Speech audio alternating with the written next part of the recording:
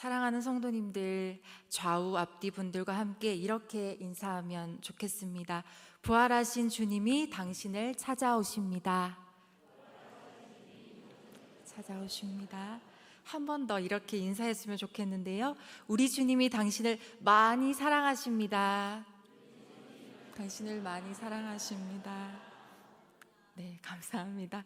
네, 오늘 읽은 본문은 우리가 너무나도 잘 알고 있는 본문입니다. 예수님께서 부활하신 후에 디베랴 호수에서 베드로를 다시 부르시는 장면입니다. 단순한 회복이 아니라 무너진 인생을 다시 붙들어 주시는 주님의 은혜이면서 새로운 사명을 베드로에게 주시는 장면입니다. 또한 앞으로 교회를 위해서 반드시 회복되어야 할 제자 바로 베드로에게 초점을 두고 있다라는 사실을 우리는 본문을 통해서 발견할 수가 있습니다. 요한의 아들 시몬아, 네가 이 사람들보다 나를 더 사랑하느냐? 주님은 베드로에게 3번이나 같은 질문을 하십니다. 이렇게 3번이나 반복되는 이 대화는 베드로와 우리 주님의 단 둘만의 대화입니다. 우리 주님께서는 왜 같은 질문을 반복해서 말씀하실까요? 또 우리 주님은요, 조반을 먹을 때는 아무 말씀하시지 않으시다가 식후에 차분한 어조로 요한의 아들 시몬아 이렇게 부르십니다. 베드로라고 부르지 않으십니다. 왜 우리 주님께서는 요한의 아들 시몬아라고 부르셨을까요? 저는 이 본문을 묵상하다가 주님께서 베드로라고 부르지 않고 요한의 아들 시몬아라고 부르시는 주님의 배려와 섬세함이 느껴졌습니다. 주님께서는 깊이 베드로를 배려한 것이라고 저는 느꼈습니다. 그 베드로는요, 자기의 이름 자체가 싫지 않았을까요? 그는 이름 자체가 부담스러워졌을 겁니다.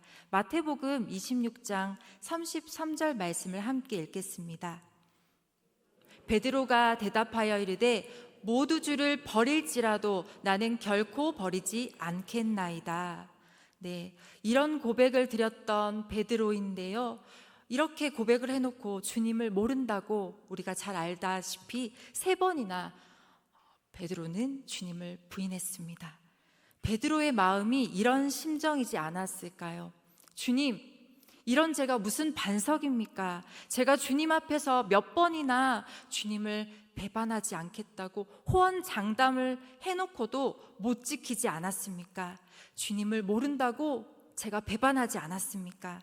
다른 사람은 다 주님을 버리더라도 저는 끝까지 주님을 따르겠다고 이야기를 해놓고 또 주님이 가시는 곳이라면 어디라도 따라가겠다고 그렇게 말씀을 드렸건만 제가 그 말씀을 주님 못 지켰습니다. 그가 얼마나 자책감에 시달렸을까요? 베드로 반석이라는 이 이름 자체를 기억하기에도 부담스러워졌을 겁니다. 그는 부활하셔서 찾아오신 주님께 고개를 들 수도 없었고 어디 굴이라도 파고 숨고 싶을 심정이었을 것입니다. 주님, 저는 더 이상 베드로 반석이 아닙니다. 주님, 저는 고기나 잡는 어부로 다시 돌아갈 겁니다. 이런 마음의 갈등과 자책감 속에 놓여있는 베드로에게 주님께서는 베드로가 아닌 그냥 요한의 아들 시몬아 라고 부르시며 이 사람들보다 네가 나를 더 사랑하느냐 이렇게 물으시는 것입니다. 이렇게 묻는 주님의 마음에는 여전히 베드로에 대한 사랑과 신뢰가 있다는 것을 우리는 느낄 수가 있습니다. 베드로야, 나는 너를 사랑하고 있다. 나는 또 네가 나를 사랑하는 것도 사실 알아. 그러나 내가 다시 한번 너에게 물을게. 너는 이 사람들보다 나를 더 사랑할 수 있니? 라는 이 질문에 베드로가 이제는 어투와 태도가 달라졌습니다. 그는 이전처럼 장담하고 큰 소리치는 스타일이 아닙니다. 낮은 목소리로, 차분한 목소리로, 조용한 목소리로 주님, 제가 주님을 사랑하는 줄 주께서 더 잘 아십니다.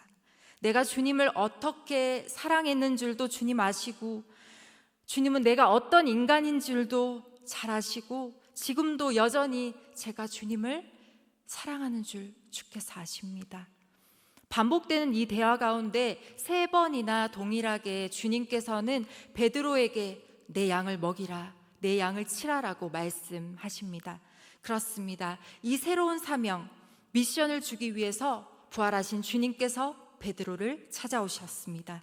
낙심한 베드로, 나는 베드로라고 불릴 자격이 없습니다. 주님, 나는 더 이상 베드로가 아닙니다. 나는 한낱 어부에 불과합니다.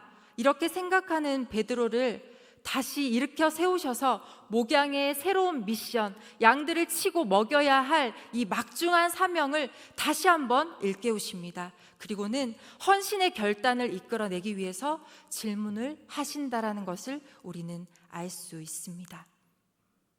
우리는 실패를 기억하고 싶지 않습니다. 사람은 누구나 그렇지요.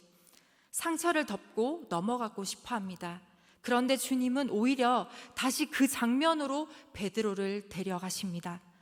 주님을 모른다고 부인했던 그 불쾌한 기억, 그 연기 가득한 대제사장의 뜰, 그곳에서 얼어붙은 시선을 다시 끄집어내십니다. 왜일까요?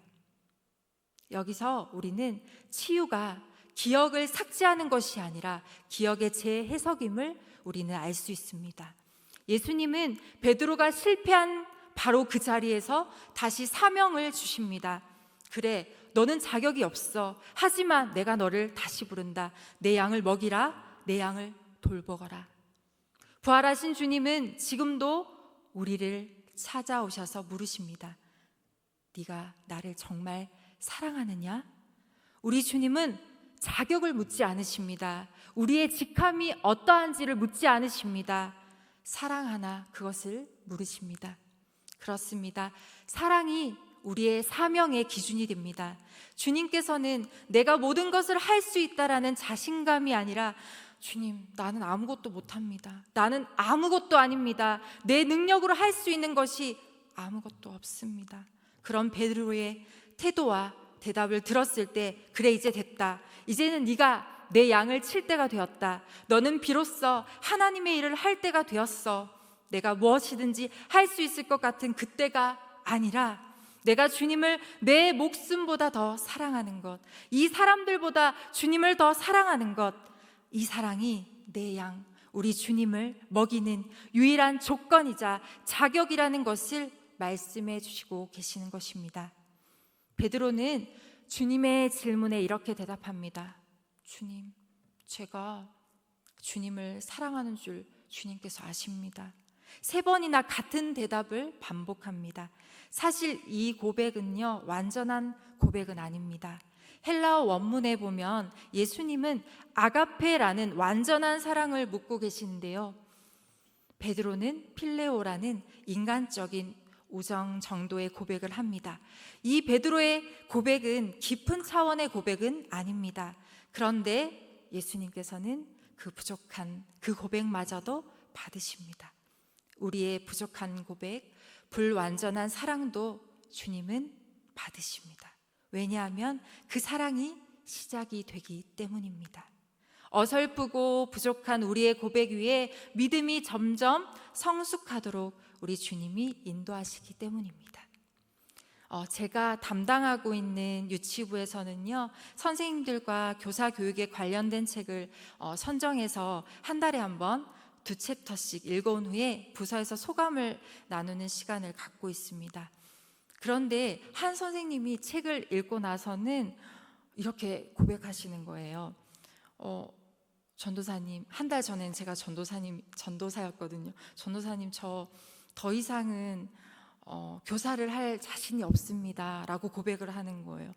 선생님, 왜 그렇게 대답을 하시는 겁니까? 깜짝 놀라서 물었습니다. 그랬더니 그 선생님이 이렇게 대답하시는 거예요. 저는요, 믿음도 부족하고요, 자격도 없고요, 이것도 없고요, 저것도 없고요, 없는 것을 말씀하시는 거예요. 그런데 그저 아이들을 좋아하는 이 마음으로 계속 교사를 하는 게 맞는지 전사님 잘 모르겠습니다 라고 하시는 겁니다. 제가 어떤 마음이었을까요? 기분이 어땠을까요? 사실은 저는 처음 이야기를 듣고 너무 감사했습니다. 왜냐하면 제가 바랬던 것이 바로 교사에 대해서 진지하게 한번 생각해 보는 거였거든요. 그냥 섬길 사람이 없어서 섬기는 게 교사가 아니고요, 해오던 사역이기에 자리를 지키는 게 아니라는 것을 선생님들 스스로가 한번 생각해 봤으면 좋겠다라는 마음으로 시작한 것이었는데 그 선생님의 반응이 참 저에게는 감사했습니다. 그렇게 고민하신 선생님이 사랑스럽게 느껴졌습니다.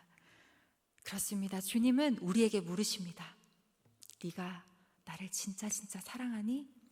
우리에게 어떠한 자격을 묻지 않으십니다.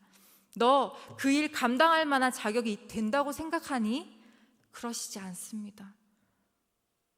우리의 직함을 묻지 않으십니다.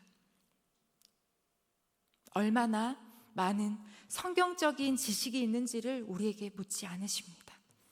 사랑 그것 하나를 물으십니다. 우리의 부족한 사랑의 고백으로 우리는 주님과 다시 시작할 수 있습니다. 우리 주님께서 성숙된 신앙인으로 우리를 인도해 주실 것이기 때문입니다. 주님을 사랑하면요, 양을 돌보게 됩니다. 내 양을 먹이라, 내 양을 치라, 내 양을 먹이라. 주님은 단순히 베드로의 사랑을 확인하신 게 아니라 그 사랑이 이웃 사랑으로 확장되기를 원하셨습니다. 주님을 사랑하는 사람은요, 주님의 양들을 돌보게 되어 있습니다. 그 양들이 누구입니까? 나와 생각이 다른 사람, 나를 불편하게 하는 사람, 아직 신앙이 부족한 미성숙한 사람들입니다. 우리는요, 그들을 외면하고 싶어 합니다. 하지만 주님을 말씀하십니다. 그도 내 양이다. 내가 사랑한 나의 양이다. 우리는 교회 공동체 안에서, 직장에서, 심지어 가족 간에도 나와 생각이 모두 같지 않음을 잘 알고 있습니다. 나와 생각이 다른 누군가가, 그래서 나를 불편하게 만드는 그도, 주님은 그도 내 양이다. 내가 사랑하는 나의 양이다 라고 말씀하십니다. 아멘이십니까? 네. 또한 주님은 우리의 미래를 열어주시는 분이십니다. 요한복음 1장 42절 말씀을 같이 읽도록 하겠습니다.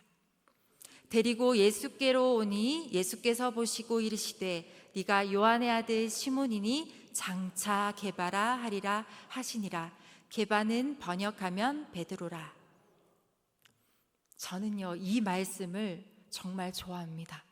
예수님께서 시몬 베드로를 처음 만나는 장면인데요, 주님께서 시몬을 처음 보자마자 하신 말씀입니다. 이 말씀은 시몬의 미래를 열어주시는 예언적인 선포의 말씀입니다. 42절 말씀을 다시 보시면요, 예수님께서는 시몬을 보자마자 네가 요한의 아들 시몬이니 장차 게바라 하리라 라고 말씀하십니다. 너를 앞으로 게바, 반석이라고 부를 거야. 너는 반석이 될 거야 라고 선포하시는 우리 주님의 말씀인 것입니다. 베드로의 현재의 모습, 갈릴리에 살고 있는 가난하고 내세울 것 하나 없는 시몬의 현재를 말씀하시지 않으십니다. 별 볼 일 없는 그의 과거를 말씀하시지도 않으십니다. 시몬에 대한 우리 주님의 첫 말씀이 저는 굉장히 감격적입니다. 베드로의 과거나 현재의 모습을 보시고 말씀하시는 것이 아니라 그의 미래를 열어주시고 격려하시며 장차 앞으로 너를 베드로라고 할 거야, 너는 반석이야 라고 미래를 열어주시는 말씀, 그 예수님의 말씀이 저에게는 정말로 감격적이고 제가 정말 좋아하는 말씀입니다. 이 예언적인 주님의 선포는 비록 베드로가 주님을 배반하기도 하고 그로 인해 낙심하고 좌절하기도 했지만 훗날에 초대교회 기초를 반석처럼 든든하게 세우는 사도의 역할을 감당하는 자가 되게끔 이끌어 주었습니다. 제가 이 말씀을 좋아하는 까닭은요, 이 말씀이 제가 주일학교 사역함의 모토이기 때문입니다. 왜냐하면 이것이 우리 주님께서 제자들을 바라보시는 마인드이며 사람을 대하는 태도이기에 저도 우리 예수님의 마음으로 아이들과 사람을 대하려고 노력하고 있습니다. 사역을 하다 보면요, 말을 잘 듣는 모범생만 있지는 않더라고요. 천방지축 말썽꾸러기들도 참 많습니다.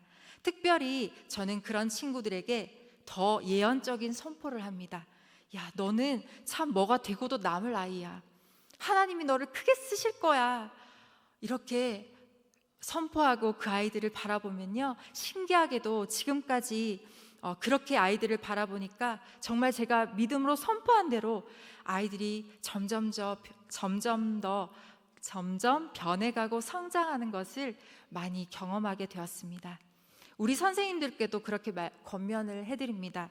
선생님들, 우리 아이들의 현재 모습을 바라보지 맙시다. 현재 모습을 보고 이렇다 저렇다 단정 짓지 맙시다. 우리도 예수님처럼 우리에게 맡겨주신 영혼들의 미래를 열어주는 선생님, 그들의 장차를 바라볼 수 있는 영적인 해안을 가진 교사가 되었으면 좋겠습니다 라고 저는 말씀드리고 있습니다.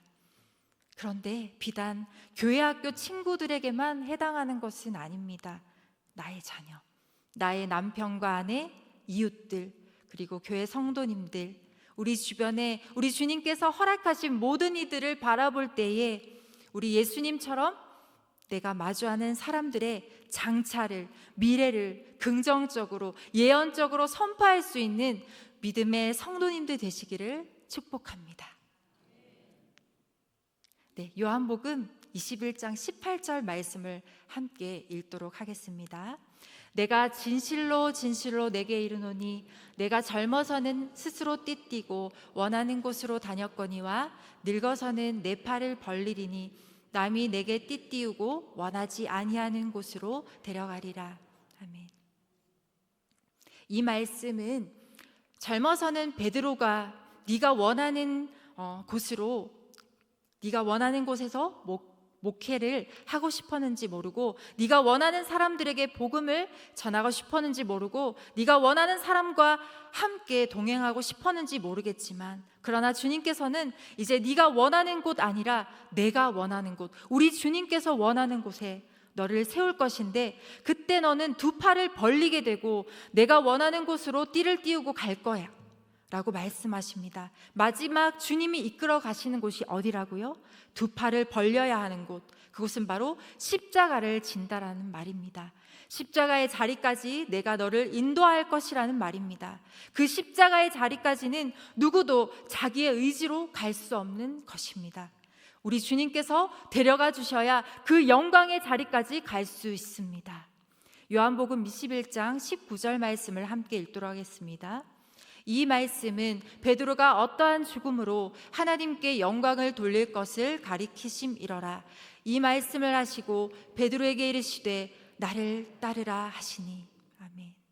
주님께서 다시 베드로에게 말씀하십니다. 처음 베드로를 부르셨을 때처럼 나를 따르라 하십니다. 이제는 네가 진실로 나를 따르게 될 거야. 새롭게 나를 따르라는 이 말은요, 이제 더 이상 과거에 묶이지 말라는 것입니다. 새로 시작할 수 있다라는 말입니다. 새로운 주님의 초청이라는 것입니다. 주님은 또다시 우리에게 기회를 주시는 분이십니다. 우리 주님은 너는 이제 안 돼 라고 말씀하시지 않으십니다. 내 자신은 나는 안 돼, 내가 무슨 베드로야, 내가 무슨 반석이야 라고 널브러져서 있을지라도 우리 주님께서 다시 찾아오시면 우리는 일어설 수 있고 새로 다시 시작할 수 있습니다. 주님의 이런 새로운 초대가 우리 모든 삼덕의 성도님들에게 있기를 축복합니다.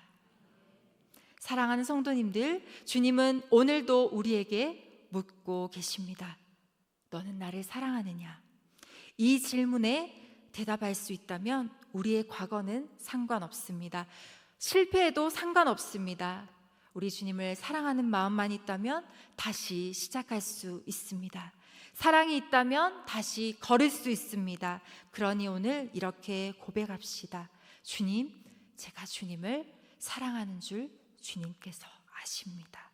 그리고 다시 주님을 따릅시다.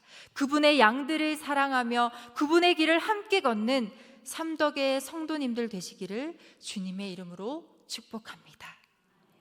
네, 찬양하시겠습니다.